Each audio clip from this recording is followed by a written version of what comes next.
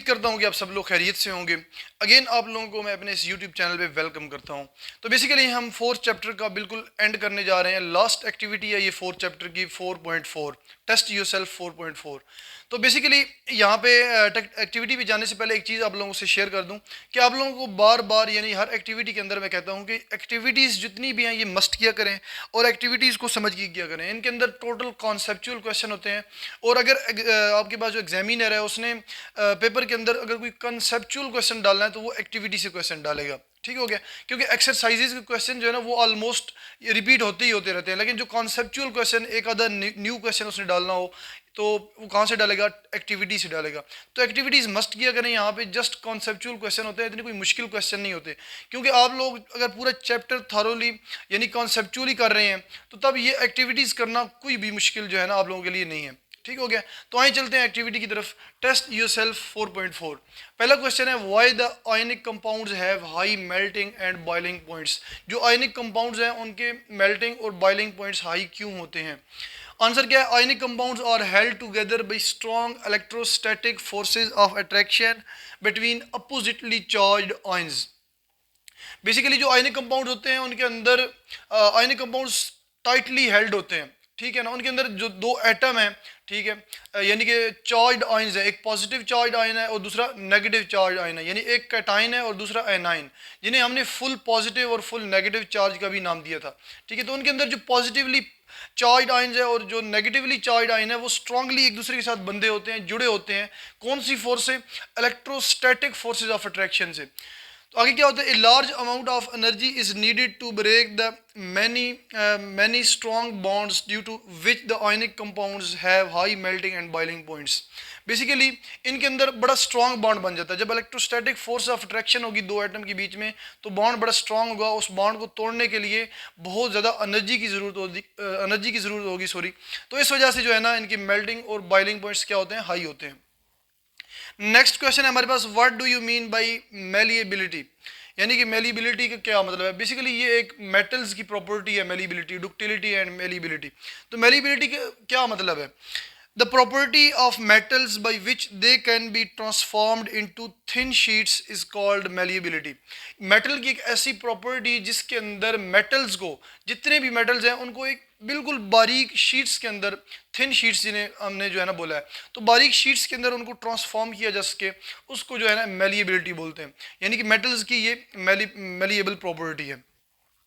For example gold, silver, iron और the examples of malleable metals. आपने gold की different जो है ना वो बारीक बारीक लेस देखी होनी है। ठीक है ना, आप कह सकते हैं कि सोने को आप किसी भी फॉर्म में कन्वर्ट कर सकते हैं, पतली सी पतली शीट के अंदर भी कन्वर्ट कर सकते हैं। इस तरह सिल्वर और आगे आयरन, लोहा। ठीक है ना, ये जितने भी मेटल्स हैं ये मेलिएबल मेटल्स हैं। एग्जाम्पल्स जो है ना ये दी गई हैं, 3 एग्जाम्पल है। आगे थर्ड क्वेश्चन है, why are ionic compounds easily soluble in water. और ये जो आयनिक कंपाउंड्स हैं ये पानी के अंदर इजीली क्यों हल हो जाते हैं, इसका क्या रीज़न है। Ionic compounds have full positive and full negative charge and is only soluble in polar solvents like water. Basically जो आयनिक कंपाउंड्स हैं उनके अंदर अभी मैंने बताया आप लोगों को पहले क्वेश्चन के अंदर कि उनके अंदर पॉजिटिव चार्जेस हैं, पॉजिटिवली चार्ज, और नेगेटिवली चार्ज क्या है, आयंस हैं। वो क्या होते हैं, अच्छा वो जो है ना ये आयनिक कंपाउंड्स है ये पोलर सॉल्वेंट्स के अंदर इजीली हल हो जाते हैं लाइक वाटर। वाटर क्या एक पोलर सॉल्वेंट है। और आयनिक कंपाउंड्स है इनके अंदर भी ऑब्वियसली पोल्स हैं, यानी कि फुल पॉजिटिव है और दूसरा फुल नेगेटिव है। तो ऑब्वियसली पोलर चीज़ें पोलर में हल होंगी और नॉन पोलर चीज़ें नॉन पोलर में हल होंगी। ये इसी कॉन्सेप्ट को हमने जो है ना ज़हन में रखना है। आयनिक कंपाउंड्स को आप पोलर नहीं कह सकते, उनके अंदर ऑलरेडी फुल पॉजिटिव और फुल नेगेटिव चार्जेस हैं। ठीक है ना, उनके अंदर पोल्स नहीं बनते, लेकिन उनके अंदर आप कह सकते हैं कि फुल पॉजिटिव और फुल नेगेटिव चार्जेस हैं। पॉजिटिव और नेगेटिव चार्जेस हैं तो तभी जो है ना वो पानी के अंदर क्या है, सॉल्युबल हैं। which have partial positive and partial negative charges. Water which have partial positive and partial negative charges. Ionic compound के अंदर फुल पॉजिटिव फुल नेगेटिव होते हैं, जबकि पोलर सॉल्वेंट लाइक वाटर के अंदर पार्शियल पॉजिटिव और partial negative charges. The positive end of ionic compound is attracted by the partial negative of polar compound and vice versa. इसका मतलब ये है कि जो पॉजिटिव एंड है आयनिक कंपाउंड का फर्ज करें पॉजिटिव एंड है सोडियम पॉजिटिव, सोडियम क्लोराइड के एग्जांपल ले लेते हैं। सोडियम पॉजिटिव है, वो अट्रैक्ट होगा किस से, वो हमारे पास जो वाटर है वाटर के अंदर पार्शियल नेगेटिव से अट्रैक्ट होगा, हाइड्रोक्सल। अब वाटर के अंदर जो हाइड्रोक्सल है ये हमारे पास वाटर है ना, ये तो इसके ऊपर पार्शियल नेगेटिव चार्जेस है और इसके ऊपर पार्शियल पॉजिटिव चार्ज है। समझ आ गई इसके ऊपर। तो आप जनरली देख लें तो ये जो पार्शियल नेगेटिव होगा ये किससे अट्रैक्ट होगा, ये सोडियम पॉजिटिव से, आयनिक कंपाउंड के सोडियम पॉजिटिव से। तो आयनिक कंपाउंड के अंदर सोडियम पॉजिटिव से फर्ज करें ये अट्रैक्ट होगा, ये नेगेटिव चार्ज अट्रैक्ट करेगा। तो इस तरह जो है ना, ये जो पॉजिटिव होगा उसके आयनिक कंपाउंड के नेगेटिव, जो फुल नेगेटिव चार्ज है उसको क्या करेगा, अट्रैक्ट करेगा, या वो उसको फुल नेगेटिव चार्ज इसके पॉजिटिव चार्ज को क्या करेगा, पार्शियल पॉजिटिव चार्ज को अट्रैक्ट करेगा। तो ये जो है ना वाइस वर्सा, मतलब कि पहले जो है ना इसका, पहले आयनिक कंपाउंड को जो पॉजिटिव है, फुल पॉजिटिव है, वो इसके पार्शियल नेगेटिव चार्ज से क्या हो रहा है, अट्रैक्ट हो रहा है। तो वाइस वर्सा का मतलब ये है कि जो इसका पार्शियल पॉजिटिव है ये किससे अट्रैक्ट हो रहा है, आयनिक कंपाउंड के पार्शियल नेगेटिव से। होप सो क्या आप लोगों को इस चीज़ की समझ आ गई होनी है। तो इस वजह से क्या होता है कि अगेन बता देता हूँ, आयनिक कंपाउंड्स के अंदर फुल पॉजिटिव और फुल नेगेटिव चार्जेस होते हैं, जबकि वाटर के अंदर पार्शियल पॉजिटिव और पार्शियल नेगेटिव चार्जेस होते हैं। तो अपोजिट चार्जेस क्या होते हैं दोनों, जब जैसे ही आप आयनिक कंपाउंड को वाटर के अंदर डालेंगे तो अपोजिट जो चार्जेस हैं दोनों कंपाउंड के अंदर वो क्या करेंगे, एक दूसरे को अट्रैक्ट करेंगे, इस तरह जो है ना वो सॉल्युबल हो जाएंगे, हल हो जाएंगे। क्वेश्चन नंबर 4 है, what type of bond exist in sodium chloride. Sodium chloride के अंदर कौन सा बॉन्ड एग्जिस्ट करता है, तो ऑब्वियसली सोडियम क्लोराइड के अंदर आयनिक बॉन्ड एग्जिस्ट करता है, due to formation of sodium positive and chloride ions, यानी कि sodium full positive and chloride full negative ions. आगे क्वेश्चन नंबर 5 है, why the covalent compounds of bigger size molecules have high melting points. Covalent compound का हमने पढ़ा था कि covalent compound के ज़्यादातर जो मॉलिक्यूल्स होते हैं वो क्या होते हैं, वो यानी कि उनके मेल्टिंग और boiling point as compare to ionic compound कम होते हैं। ठीक है ना, ये हमने पढ़ा था। लेकिन हमने एक और चीज़ और भी पढ़ी थी कि आयनिक कोवलेंट कंपाउंड्स के अंदर कुछ कंपाउंड ऐसे हैं जिनका साइजेस बहुत बड़े हैं, लेकिन इसकी वजह से उनके मेल्टिंग और बॉइलिंग पॉइंट भी क्या होते हैं, हाई होते हैं। तो यहाँ पे उसने क्वेश्चन किया कि कोवलेंट कंपाउंड के अंदर जो बिगर साइज मॉलिक्यूल है उनके मेल्टिंग और बॉइलिंग पॉइंट्स हाई क्यों होते हैं, तो उसका आंसर देना है द इंट्रा मॉलिक्यूलर फोर्सेज। अच्छा, यहाँ पे इस आंसर पे जाने से पहले आप लोगों को एक कन्फर्म कर दूँ, बेसिकली दो किस्म की फोर्सेज होती हैं, एक इंटरमॉलिक्यूलर फोर्सेज होती हैं और एक इंट्रामॉलिक्यूलर फोर्सेज होती हैं। इंटरमॉलिक्यूलर फोर्सेज का मतलब होता है कि दो मॉलिक्यूल के बीच में, एक ये मॉलिक्यूल है इसके अंदर दो एटम से बना हुआ है या तीन एटम से, जितने भी एटम से बना हुआ है, ये एक मॉलिक्यूल है, ये दूसरा मॉलिक्यूल है। जब भी दो मॉलिक्यूल के बीच में फोर्स बनेगी, फोर्स होगी, वो कौन सी फोर्स होगी, इंटरमॉलिक्यूलर फोर्सेज। समझ आ गई है, इंटरमॉलिक्यूलर। लेकिन इंट्रामॉलिक्यूलर का मतलब है कि एक ही मॉलिक्यूल के अंदर, एक मॉलिक्यूल है उसी के अंदर क्या है, वीक फोर्सेज से एटम जो है ना एक दूसरे को खींच रहे हैं। फर्ज करें 4 एटम है एक मॉलिक्यूल के अंदर, 5 हैं, 6 हैं, 10 एटम है, 15 एटम है एक मॉलिक्यूल के अंदर, तो क्या वो एटम आपस में एक दूसरे से क्या हो रहे हैं, यानी कि अट्रैक्ट हो रहे हैं किसी वीक इंटरमॉलिक्यूलर फोर्स से, तो उसे हम क्या बोलेंगे, इंट्रामॉलिक्यूलर फोर्सेज बोलेंगे। यानी कि जब भी फोर्सेज, वीक फोर्सेज एक मॉलिक्यूल के अंदर होंगी तब उन्हें हम कौन सी फोर्सेज बोलेंगे, इंट्रामॉलिक्यूलर, और जब भी दो मॉलिक्यूल के बीच में होगी उसे इंटरमॉलिक्यूलर फोर्स बोलेंगे। तो हमने बेसिकली जो पीछे पढ़ी है चैप्टर के अंदर वो इंटरमॉलिक्यूलर फोर्सेज हैं, जिसके अंदर हमने डाइपोल डाइपोल फोर्सेज पढ़ी हैं और हाइड्रोजन बॉन्डिंग पढ़ी है। अच्छा, इंट्रामॉलिक्यूलर फोर्सेज के अंदर भी हाइड्रोजन बॉन्डिंग होती है, जिसे हम बोलते हैं इंट्रामॉलिक्यूलर हाइड्रोजन बॉन्डिंग। ये आप लोग हाई लेवल पे जाके पढ़ेंगे, इंट्रामॉलिक्यूलर हाइड्रोजन बॉन्डिंग, यानी एक ही मॉलिक्यूल के अंदर हाइड्रोजन बॉन्डिंग। इस तरह डाइपोल डाइपोल फोर्सेज होती है वो भी इंट्रामॉलिक्यूलर हो सकती हैं। तो बेसिकली ये जो कोवलेंट कंपाउंड होते हैं, ये जो इतने बड़े जो है ना कोवलेंट कंपाउंड है, जिनके अंदर आप कह सकते हैं कि एक मॉलिक्यूल के अंदर हज़ारों एटम जो है ना हो सकते हैं। जब एक ही मॉलिक्यूल के अंदर हज़ारों एटम हो सकते हैं, इतने ज़्यादा एटम है, तो उनके बीच में क्या होती हैं, दूसरी भी, यानी कि बॉन्डेड फोर्सेज के अलावा दूसरी भी फोर्सेज होती हैं, वीक फोर्सेज। तो उन्हें हम कौन सी फोर्सेज बोलते हैं, intramolecular forces. The intramolecular forces with in a molecule increases with the size of molecule. जैसे जैसे कोवलेंट मॉलिक्यूल का साइज बढ़ेगा तो क्या होगा, उसके अंदर जो इंट्रामॉलिक्यूलर फोर्सेज हैं वो भी बढ़ेंगी। So larger molecules have higher melting and boiling points. जब उनके अंदर फोर्सेज इंट्रामॉलिक्यूलर ज़्यादा होंगी तब जो है ना वो क्या होगा कि उनके मेल्टिंग और बॉइलिंग पॉइंट्स भी क्या हो जाएंगे, हाई हो जाएंगे। नेक्स्ट क्वेश्चन है हमारे पास, question number 6, what is the electronegativity difference between the following pair of elements atom, predict the nature of bond between them। अच्छा, यहाँ पे कहते हैं कि इलेक्ट्रोनेगेटिविटी डिफरेंस जो है ना आपने बताना है, डिफरेंट बॉन्ड पेयर नीचे दिए गए हैं, जिनमें सबसे पहले हमारे पास हाइड्रोजन एंड क्लोराइड है, बाकी हम नेक्स्ट देखते हैं। तो इनके अंदर आपने सबसे पहले ये बताना है कि कौन सा बॉन्ड बन रहा है, ठीक है। जब उसके बाद बताना है इलेक्ट्रोनेगेटिविटी डिफरेंस बताना है। इलेक्ट्रोनेगेटिविटी डिफरेंस के बाद आप लोगों ने डिसाइड करना है कि ये बॉन्ड आयनिक है या कोवलेंट बॉन्ड है। सबसे पहले आपने मॉलिक्यूल लिखना है, यानी कि दो एटम है, दो एटम के बीच में जो मॉलिक्यूल बनता है वो मॉलिक्यूल लिखना है।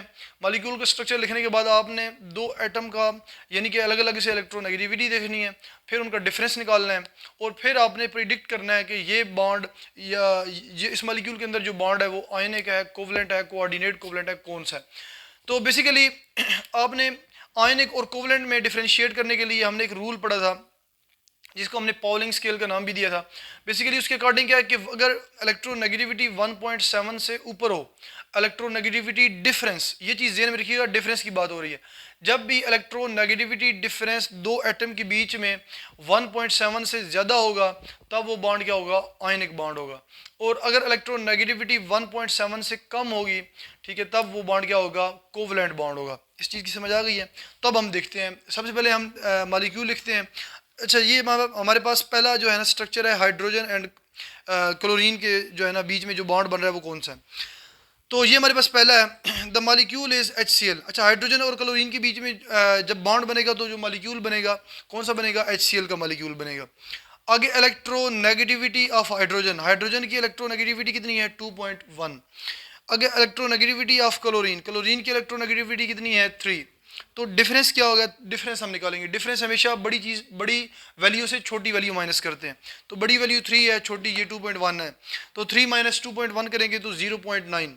0.9 डिफरेंस आ गया। अब आप लोग खुद भी प्रिडिक्ट कर सकते हैं कि ये तो 1.7 से क्या है, कम है, तो ऑब्वियसली ये बॉन्ड हाइड्रोजन और क्लोरीन के बीच में जो बॉन्ड बनेगा वो कौन सा होगा, कोवलेंट बॉन्ड होगा। अगर ये वैल्यू 1.7 से ज़्यादा होती तब बॉन्ड क्या होता, आयनिक बॉन्ड होता। तो आगे चलते हैं, नेक्स्ट जो हमारे पास पेयर्स है उनके अंदर नेक्स्ट पेयर है हमारे पास हाइड्रोजन एंड सोडियम के बीच में। ये यानी कि हाइड्रोजन और सोडियम के बीच में जब भी बॉन्ड बनेगा तो वो कौन सा बॉन्ड होगा। तो हाइड्रोजन और सोडियम के बीच में जब भी बॉन्ड बनेगा तो जो मॉलिक्यूल बनेगा हमारे पास वो सोडियम हाइड्राइड का मॉलिक्यूल बनेगा, या आप कह सकते हैं जो कंपाउंड बनेगा वो क्या बनेगा, सोडियम हाइड्राइड। यानी सोडियम के ऊपर +1 चार्ज है और हाइड्रोजन के ऊपर -1 चार्ज है, इसका नाम है sodium hydride. Electronegativity of hydrogen कितनी है, 2.2। अच्छा, इससे पहले हमने जो एग्जांपल किया HCl की एग्जांपल किया, हाइड्रोजन और क्लोरीन के बीच में जो बॉन्ड बना था, तो वहाँ पे जो है ना हाइड्रोजन की इलेक्ट्रोनेगेटिविटी 2.1 लिखी है मैंने, तो वहाँ पे आप लोग 2.2 कर दीजिएगा, ठीक है, वो मिस्टेकनली हो गया। तो हाइड्रोजन की इलेक्ट्रोनेगेटिविटी कितनी है, 2.2। इलेक्ट्रोनेगेटिविटी ऑफ सोडियम कितनी है, 0.93। तो इलेक्ट्रोनेगेटिविटी डिफरेंस जो है वो कितना है, 2.2 माइनस 0.93, तो आंसर हमारे पास क्या है, 1.27। अच्छा, अब यहाँ पे होना तो यही चाहिए था कि ये बॉन्ड क्या होना चाहिए था, कोवलेंट होना चाहिए था। क्यों, क्योंकि ये क्या है, 1.7 से लेस है वैल्यू। ये जो 1.27 है ये 1.7 से लेस वैल्यू है, कम वैल्यू है, तो इस वजह से इसको क्या होना चाहिए था, ये बॉन्ड जो है ना इनके बीच में क्या होना चाहिए था, कोवलेंट होना चाहिए था। लेकिन स्टिल ये बॉन्ड क्या है, आयनिक है। उसका रीज़न क्या है। अच्छा, आप लोगों को एक चीज़ बता दूं कि हमारे पास जितने भी रूल्स हैं ना, ये जो कवानीन होते हैं, इनके अंदर सम टाइम एक्सेप्शंस आ जाती हैं। एक्सेप्शन किस एंगल से, मैं आप लोगों को एक सादा सी एग्जांपल से समझाता हूँ। बेसिकली हमारे हम लोगों के बीच में यही ख्याल है कि रूल बना हुआ है कि अगर पेरेंट्स में अगर माँ और बाप दोनों जो है ना क्या हूँ, अगर फुल ब्लैक हूँ तो जो बेटा पैदा होगा वो क्या होगा, ब्लैक पैदा होगा। ऐसे ही है, यानी कि बेबी की जो बर्थ होगी वो क्या होगा, बिल्कुल ब्लैक होगा वो। इसके अलावा अगर दोनों फुल वाइट हैं तो जो बच्चा पैदा होगा वो भी क्या होगा, फुल वाइट होगा। इसके अलावा अगर एक ब्लैक है एक वाइट है तो जो बच्चा पैदा होगा वो फुल वाइट भी हो सकता है, फुल ब्लैक भी हो सकता है, या फिर आप कह सकते हैं कि एक सांवला रंग का भी हो सकता है। ये जो है ना हो सकता है, पॉसिबिलिटीज़ है। लेकिन ये कभी सुना है कि दोनों अगर पेरेंट्स के हैं फुल ब्लैक हैं और वाइट बच्चा जो है ना बिल्कुल फुल वाइट बच्चा पैदा हो जाए, उसके हेयर भी जो है ना बिल्कुल फुल वाइट हो और उसकी स्किन फुल वाइट हो, लाइक अंग्रेज़ों की तरह, तो ये कभी आपने सुना है? ये मीन्स के एक रूल को वायलेट करने वाली चीज़ है ना। तो ये बिल्कुल ऐसे होता है, लेकिन ये बहुत कम चांसेस होते हैं। ये अफ्रीका के अंदर, अफ्रीका के कुछ ऐसे जो है ना कंट्रीज़ हैं, आप कह सकते हैं उनके अंदर जो है ना ये एक डिजीज़ है, इसको एक डिजीज़ बोलते हैं जिसका नाम है अल्बिनो डिजीज़। ठीक है, ये आप बेशक फ्री टाइम में आप गूगल पे सर्च कर सकते हैं कि व्हाट इज़ अल्बिनो डिजीज़। तो ये अभी आप लोगों के लेवल की चीज़ नहीं है, ये बहुत ही हाई लेवल की चीज़ें हैं कि ये अल्बिनो डिजीज़ क्या है। इसके अलावा भी अगर आप लोग सर्च करना चाहते हैं तो बेशक सर्च कर लीजिएगा। इसमें होता क्या है कि इसमें अगर पेरेंट्स दोनों फुल ब्लैक हैं तो जो बच्चा पैदा होता है वो फुल वाइट होता है, उसके इवन की हेयर भी जो है ना फुल वाइट होते हैं। तो क्या है कि ये रूल्स क्या है, एक एक्सेप्शन है, वायलेट कर रही है। यानी कि ये वाली जो एग्जांपल मैंने आप लोगों को दी है, अगर पेरेंट्स ब्लैक हो तो फुल वाइट बच्चा पैदा होता है, ये क्या है, एक रूल्स को वायलेट कर रहा है, एक एक्सेप्शन है।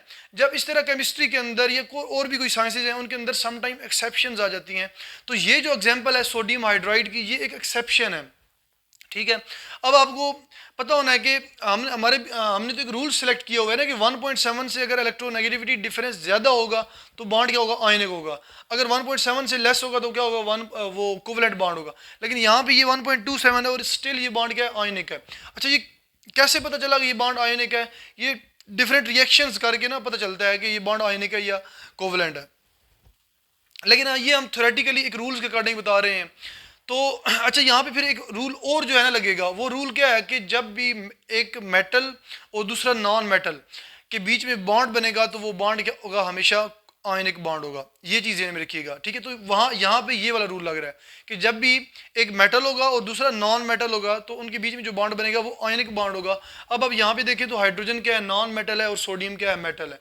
तो इनके बीच में क्या है, बॉन्ड बन रहा है। वो जो बॉन्ड है वो क्या है, आयनिक बॉन्ड है, नेचुरली आयनिक बॉन्ड है। अच्छा, हाइड्रोजन भी है ना, ये ग्रुप 1 में है, सोडियम भी ग्रुप 1 में है। तो ये मत ख्याल कीजिएगा कि दोनों मेटल हैं। मैंने आप लोगों को ऑलरेडी बताया हुआ कि ग्रुप 1 के अंदर हाइड्रोजन के अलावा बाकी सारे मेटल हैं, अल्कली मेटल जिन्हें हम बोलते हैं। तो ये हाइड्रोजन है, ये क्या है, नॉन मेटल है। ये चीज़ ध्यान में रखिएगा। अच्छा, the bond between sodium and hydrogen is ionic. The reason is that when metal make bond with non metal the bond is always ionic. ये रीजन मैंने नीचे लिख दिया है, या जिसे आप मैंने दूसरा रूल बोला है। आगे चलते हैं सी ऑप्शन की तरफ। सोडियम एंड आयोडीन, जब भी सोडियम और आयोडीन के बीच में बॉन्ड बनेगा तो मॉलिक्यूल कौन सा बनेगा और बॉन्डिंग किस टाइप की होगी? The molecule is sodium iodide. जब भी सोडियम और आयोडीन के बीच में मॉलिक्यूल बॉन्ड बनेगा तो जो कंपाउंड बनेगा वो सोडियम आयोडाइड बनेगा। ये आगे मैंने नाम लिख दिया है। इलेक्ट्रोनेगेटिविटी सोडियम की कितनी है, 0.93, आयोडीन की कितनी है, 2.66। ये आप गूगल से भी सर्च कर सकते हैं। तो डिफरेंस क्या है, इलेक्ट्रोनेगेटिविटी डिफरेंस क्या होगा, 2.66 माइनस 0.93, तो आंसर आएगा 1.73। तो 1.73 ये तो ऑब्वियसली 1.7 से अबव है। और दूसरा रूल भी फॉलो कर रहे हैं, एक सोडियम क्या है, मेटल है, और आयोडीन क्या है, नॉन मेटल है। इस तरह मेटल और नॉन मेटल के बीच में बॉन्ड भी बन रहा है और इलेक्ट्रोनेगेटिविटी डिफरेंस भी 1.7 से ऊपर है। तो इस तरह जो बॉन्ड है वो ऑब्वियसली क्या है, आयनिक है। So the bond between sodium and iodine is ionic in nature. आगे डी ऑप्शन है, पोटाशियम एंड क्लोरीन। जब भी बॉन्ड पोटाशियम और क्लोरीन के बीच में बनेगा वो बॉन्ड क्या होगा, कोवलेंट होगा या आयनिक होगा, वो देखते हैं। जब भी पोटाशियम और क्लोरीन के एटम के बीच में बॉन्ड बनेगा तो जो मॉलिक्यूल बनेगा या कंपाउंड बनेगा वो क्या होगा, पोटाशियम क्लोराइड। उसका नाम क्या होगा, पोटाशियम क्लोराइड। इसकी इलेक्ट्रोनेगेटिविटी, पोटाशियम की इलेक्ट्रोनेगेटिविटी कितनी है, 0.82, क्लोरीन की इलेक्ट्रोनेगेटिविटी 3.16। तो इलेक्ट्रोनेगेटिविटी डिफरेंस क्या होगा, 3.16 माइनस 0.82, तो आंसर हमारे पास 2.34। ये तो बहुत ज़्यादा डिफरेंस है, वो 1.7 से बहुत ज़्यादा आगे है। सो ऑब्वियसली क्या है, ये जो है ना, एक तो 1.7 वाले रूल को भी फॉलो कर रहा है, और दूसरा ये पोटाशियम क्या है, मेटल है, और क्लोरीन क्या है, नॉन मेटल है। So the bond between potassium and chlorine is ionic in nature. आगे चलते हैं, बी हमारे पास जो ऑप्शन है, comparing the electronegativity differences arrange these compounds in increasing ionic strength. यानी कि इनकी इलेक्ट्रोनेगेटिविटी कंपेयर करते हुए ये ऊपर 4 कंपाउंड हमने देखे हैं, इनके जो है ना आप आयनिक स्ट्रेंथ के लिहाज से इनको अरेंज करें। तो आयनिक स्ट्रेंथ के लिहाज से इनको अरेंज करेंगे, the arrangement of compounds in increasing ionic strength, यानी कि आयनिक स्ट्रेंथ यानी कि उनका आयनिक करेक्टर जैसे जैसे बढ़ता जा रहा है, यानी कि इंक्रीजिंग ऑर्डर में हमने इनको अरेंज करना है। तो सबसे लोएस्ट जो हमारे पास वैल्यू आई थी वो HCl के बीच में थी, यानी कि हाइड्रोजन और क्लोरीन के बीच में जो बॉन्ड बना था उसकी थी, जो कोवलेंट था। तो वैल्यू क्या थी, 0.9 थी। उसके अलावा 1.27 सोडियम हाइड्राइड की थी। इसके अलावा 1.73 सोडियम आयोडाइड की, और फिर 2.34 पोटाशियम क्लोराइड की। तो सबसे ज़्यादा आयनिक स्ट्रेंथ किस में है, पोटाशियम क्लोराइड में, और सबसे कम किस में है, 0.9 HCl के अंदर आयनिक स्ट्रेंथ है। समझ आ गई इस चीज़ की। इस तरह हमने देखा कि कोवलेंट बॉन्ड कैसे, यानी कि कोवलेंट बॉन्ड को हम कैसे प्रिडिक्ट करते हैं, कैसे देखते हैं थ्योरेटिकली कि दो एटम के बीच में बॉन्ड कोवलेंट होगा या आयनिक होगा। ये हमने जो है ना चीज़ें चेक की हैं। तो ये बहुत ही इंपॉर्टेंट एक्टिविटी थी, बहुत ही कॉन्सेप्चुअल एक्टिविटी थी। ये क्वेश्चन पेपर में भी आ सकता है। अगर पेपर में देखें, अगर ये क्वेश्चन आ जाता तो आप लोग जो है ना अगर एक्टिविटी नहीं करते तो कैसे आप लोग जो है ना वहाँ पर सॉल्व कर पाएंगे इन चीज़ों को। तो एक्टिविटी मस्ट किया करें। इंशाल्लाह जो है ना इसके अंदर से अगर कोई क्वेश्चन आता है तो आप लोग इसको इजीली सॉल्व कर लेंगे। तो इसी के साथ ही मैं अपना लेक्चर एंड करता हूँ। इंशाल्लाह मिलते हैं नेक्स्ट लेक्चर में। अपना बहुत सारा ख्याल कीजिएगा। ओके, अल्लाह हाफिज़।